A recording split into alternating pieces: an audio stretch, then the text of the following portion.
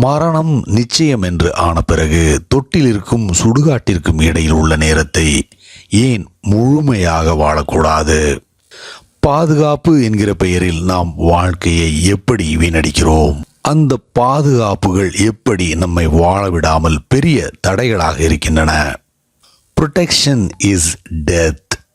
இறந்து கல்லறையில் அடக்கம் செய்யப்பட்ட மனிதர்கள் மட்டும்தான் மிகவும் பாதுகாப்பாக இருக்கிறார்கள் என்று மரணத்தையும் வாழ்க்கையையும் பற்றி பேசுவதற்கு ஓஷோவிடம் நிறையவே இருக்கிறது.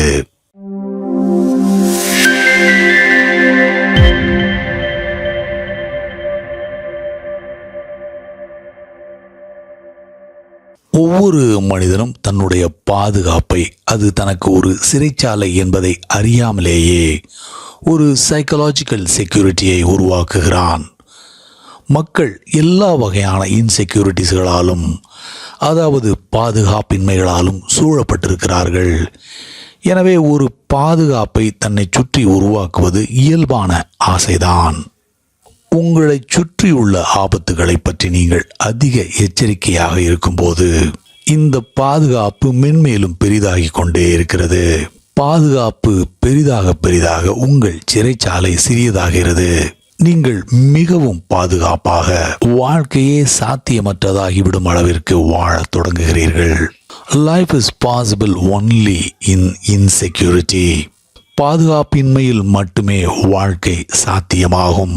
இந்த அடிப்படையான விஷயத்தை புரிந்து கொள்ள வேண்டும். அதாவது life in its very essence is insecurity. பாதுகாப்பின்மையே வாழ்க்கையின் சாராம்சம். நீங்கள் உங்களை பாதுகாத்துக் கொள்ளும் போது உங்கள் வாழ்க்கையை அழித்துக் கொள்கிறீர்கள். Protection is death. பாதுகாப்பு என்பது மரணம். ஏனென்றால் கல்லறைகளுக்குள் இறந்து அடக்கம் செய்யப்பட்டவர்கள் மட்டுமே முற்றிலும் பாதுகாப்பாக இருக்கிறார்கள். யாராலும் அவர்களுக்கு தீங்கு செய்ய முடியாது.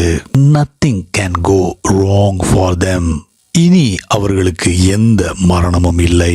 எல்லாம் நடந்து முடிந்துவிட்டது. இனிமேல் வேறு எதுவும் நடக்கப் போவதில்லை. உங்களுடைய பாதுகாப்பு ஒரு கல்லறை போல இருக்க வேண்டுமா? தெரியாமல் எல்லோரும் அதைத்தான் செய்ய முயற்சிக்கிறார்கள். வழிகள் வேண்டுமானால் வேறாக இருக்கலாம், ஆனால் குறிக்கோள் ஒன்றுதான். பணத்தால், அதிகாரத்தால், கௌரவத்தால், சமூக இணக்கத்தால், மதத்தால், அரசியலால் ஒரு குடும்பத்தின் ஒரு பகுதியாக, நாட்டின் ஒரு பகுதியாக இருப்பதன் மூலம் நீங்கள் எதை தேடுகிறீர்கள்? ஒரு இனம் புரியாத பயம் உங்களை சூழ்ந்து கொள்கிறது. உங்களுக்கும் அந்த பயத்துக்கும் இடையில் முடிந்தவரை பல தடைகளை உருவாக்கத் தொடங்குகிறீர்கள். ஆனால் அதே தடைகள் தான் உங்களை வாழ விடாமல் தடுக்கப் போகின்றன. இதை புரிந்து கொண்டால் சந்நியாசம் என்பதின் அர்த்தம் உங்களுக்கு புரியும். சந்நியாசம் என்பது வாழ்க்கையை பாதுகாப்பு இல்லாததுதான் என்பதை ஏற்றுக்கொண்டு அனைத்து தற்காப்புகளையும் கைவிட்டுவிட்டு வாழ்க்கையை உங்களை கைப்பற்ற அனுமதிப்பது. இது ஒரு ஆபத்தான ஸ்டெப் தான். ஆனால் அதை எடுக்கக்கூடியவர்களுக்கு மகத்தான வெகுமதி கிடைக்கும். ஏனென்றால் அவர்கள் மட்டுமே வாழ்கிறார்கள். Others just survive. மற்றவர்கள் உயிர் பிழைக்கிறார்கள். சர்வைவலுக்கும் வாழ்வதற்கும் வித்தியாசம் இருக்கிறது. சர்வைவல் என்பது வாழ்க்கையை இழு என்று, அதாவது தொட்டிலிருந்து சுடுகாடு வரைக்கும் இழுத்து கொண்டிருப்பதுதான். கல்லறை எப்போது வரும்?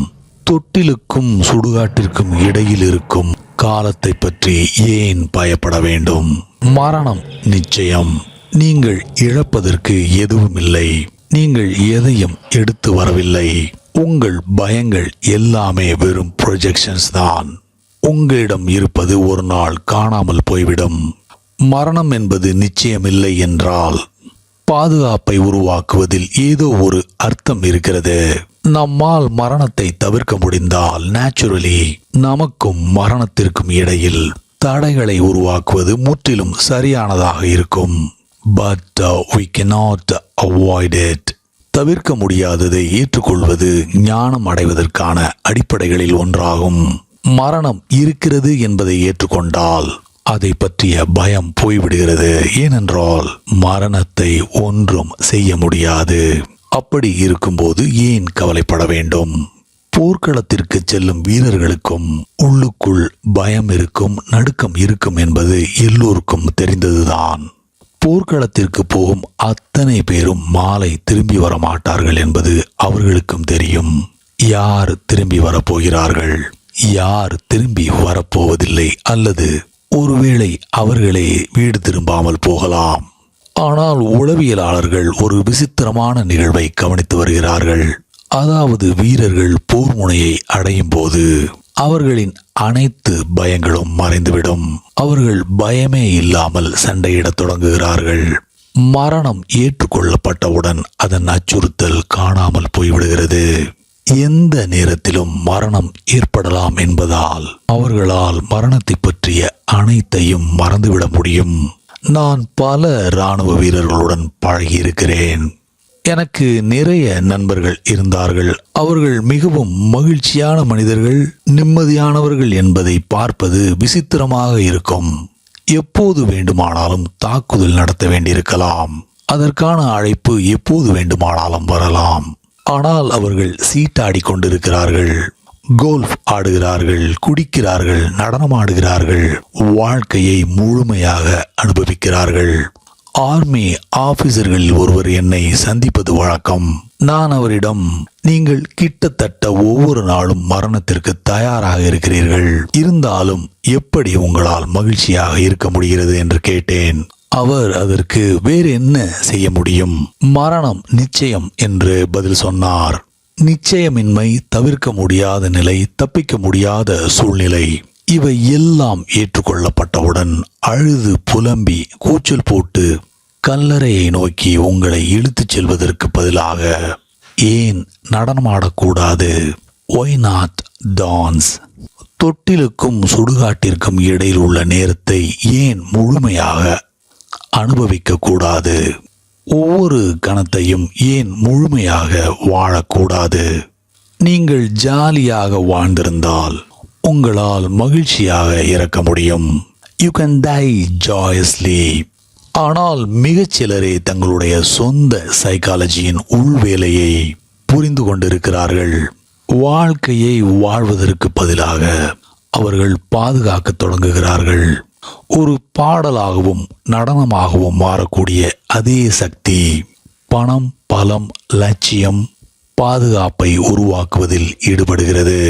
ஒரு அழகான காதல் ஜோடிகளாக இருக்கக்கூடிய அதே எனர்ஜி திருமணம் என்கிற சிறைச்சாலையாக மாறுகிறது. திருமணம் சட்டத்தால், சமூக மரபுகளால், இன்னும் பல காரணங்களால் பாதுகாப்பானதுதான். எல்லோரும் மற்றவர்கள் என்ன நினைக்கிறார்கள் என்று அதை நினைத்து பயப்படுகிறார்கள். அதனால் மக்கள் நடித்து கொண்டே போகிறார்கள். காதல் மறைந்துவிடும். அது நமது கைகளில் இல்லை. அது தென்றல் வருவது போல வருகிறது, தென்றல் போவது போல சென்று விடுகிறது. விழிப்புணர்வோடும் விழிப்போடும் இருப்பவர்கள் தென்றலுடன் நடனமாடுகிறார்கள். அதன் குளிர்ச்சியையும் நறுமணத்தையும் அனுபவிக்கிறார்கள். அது போகும்போது அவர்கள் வருத்தப்படுவதில்லை, சோகமாக இருப்பதில்லை. It was a gift from the unknown. அது மீண்டும் வரலாம். அவர்கள் காத்திருக்கிறார்கள். அது மீண்டும் மீண்டும் வருகிறது. அவர்கள் மெதுவாக ஆழ்ந்த பொறுமையையும் காத்திருப்பையும் கற்றுக்கொள்கிறார்கள். ஆனால் பல நூற்றாண்டுகளாக பெரும்பாலான மனிதர்கள் இதற்கு நேர்மாறாகத்தான் செய்திருக்கிறார்கள். தென்றல் காற்று வெளியேறி விடுமோ என்று பயந்து அவர்கள் எல்லா கதவுகளையும், ஜன்னல்களையும், அது தப்பிவிடக்கூடிய அனைத்து சாத்தியமான விரிசல்களையும் மூடுகிறார்கள். இதுதான் அவர்களை பொறுத்தவரையில் அவர்கள் செய்திருக்கும் பாதுகாப்பு ஏற்பாடுகள். இதைத்தான் நாம் திருமணம் என்கிறோம். இப்போது அவர்களுக்கு அதிர்ச்சி காத்திருக்கிறது. கதவு, ஜன்னல் என்று எல்லாவற்றையும் அடைத்துவிட்டால் ஒரு சிறப்பான குளிர்ந்த நறுமணம் கொண்ட தென்றல் காற்றை பெறுவதற்கு பதிலாக இப்போது அவர்களிடம் பழைய துர்நாற்றம் அடிக்கும் இறந்த காற்று மட்டுமே உள்ளது. எல்லோருமே அதை உணர்கிறார்கள். ஆனால் தென்றலின் அழகை அதை காப்பாற்றி விட்டதன் மூலம் காணாமல் செய்துவிட்டோம் என்பதை ஒத்துக்கொள்ள தைரியம் தேவை. வாழ்க்கையில் எதையும் பிடித்து பூட்டி வைக்க முடியாது. ஒருவர் திறந்த மனதுடன் வாழ வேண்டும். எல்லா வகையான அனுபவங்களும் கிடைப்பதற்கு அனுமதிக்க வேண்டும். நல்ல அனுபவங்கள் நீடிக்கும் போது நன்றி உணர்வோடு இருக்க வேண்டும். நன்றி உள்ளவராக இருக்க வேண்டுமே தவிர நாளையை பற்றி பயப்படக்கூடாது. இன்றைய நாள் ஒரு அழகான காலையை, அழகான சூரிய உதயத்தை, பறவைகளின் பாடலை, அழகான பூக்களை கொண்டு வந்திருக்கும் போது நாளையை பற்றி ஏன் கவலைப்பட வேண்டும்? Because tomorrow will be another day. ஒருவேளை சூரிய உதயம் வெவ்வேறு வண்ணங்களை கொண்டிருக்கலாம். மேபி பறவைகள் தங்கள் பாடல்களை சிறிது மாற்றி பாடலாம். மேபி மழை மேகங்களும் மழையின் அழகும் இருக்கலாம். விஷயங்கள் மாறிக்கொண்டே இருப்பது நல்லது.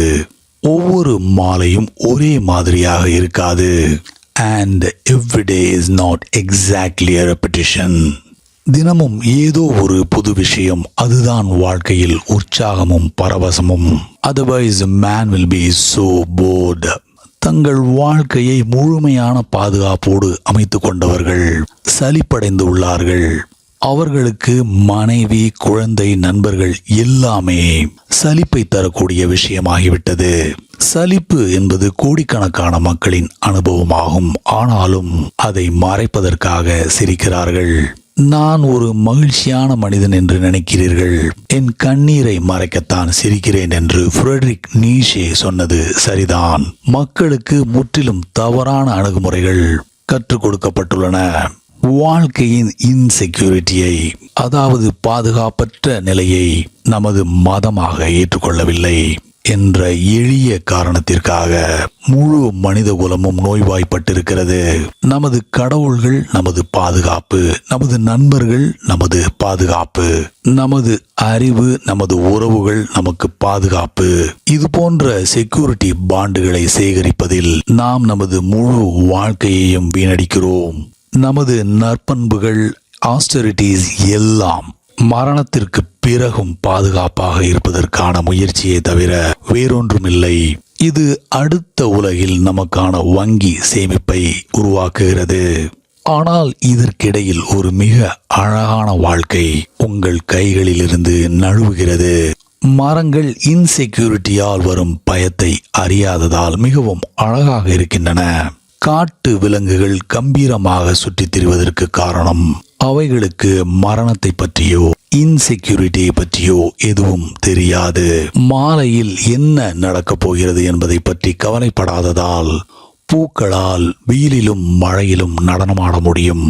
பூக்களின் இதழ்கள் உதிர்ந்து மாலையில் காணாமல் போய்விடும். ஆனால் இதற்கிடையில் இப்படி பூ பூத்து பிறகு உதிர்வதற்கு நடுவில் உங்களுக்கு நடனமாடவோ அல்லது விரக்தி அடையவோ வாய்ப்பு உள்ளது. ஒரு ஆத்தென்டிக் ஆன்மீகவாதி செக்யூரிட்டி என்கிற எண்ணத்தை கைவிட்டுவிட்டு ஒரு டோட்டல் இன்செக்யூரிட்டியில் வாழத் தொடங்குகிறார். Because that is the nature of life. உங்களால் அதை மாற்ற முடியாது. உங்களால் மாற்ற முடியாததை ஏற்றுக்கொள்ளுங்கள். அதை மகிழ்ச்சியோடு ஏற்றுக்கொள்ளுங்கள். தலையை தேவையில்லாமல் சுவரில் முட்டி கொண்டிருக்க வேண்டாம். Just pass through the door. நண்பர்களே, இந்த வீடியோ இன்னும் முடிவடையல. இன்னும் ஒரு அருமையான பகுதி மீதம் இருக்கு. So please stay tuned.